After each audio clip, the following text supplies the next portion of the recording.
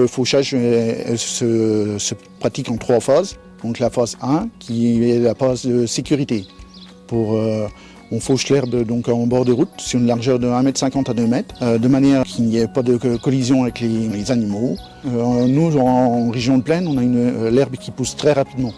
Là, elle faisait entre 50 et 70 cm en bord de chaussée. Les mœurs évoluent un petit peu, donc ça nous permet de travailler plus rapidement. Donc on fait une deuxième phase qu'on appelle la phase touristique, qui commence fin mai, début juin, et qui va à peu près jusqu'à mi-juillet, fin juillet, qui dure 1 mois et demi à peu près.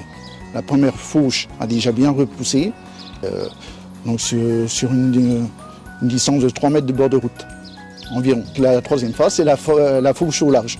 C'est du bord de route jusqu'à l'extérieur, de manière à dégager tous les fossés pour l'écoulement des eaux, toutes les entrées d'aqueducs. C'est beaucoup pour la sécurité des usagers de la route.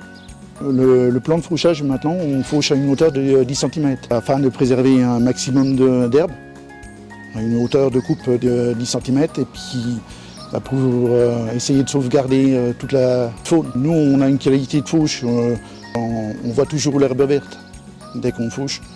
On n'a plus ce qu'on appelle le fauchage à ras le sol, où la terre remontait.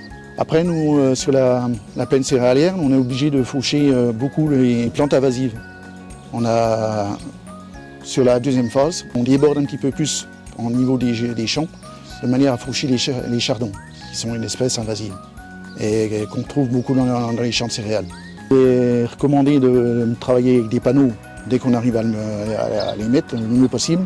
Sinon, on se fait suivre avec un véhicule suiveur, équipé de gyrophare et puis de PMV, un message variable. Et au niveau de sécurité, il faut toujours faire attention. Moi qui ai vécu pas mal d'années de fauchage, il faut faire attention aux véhicules.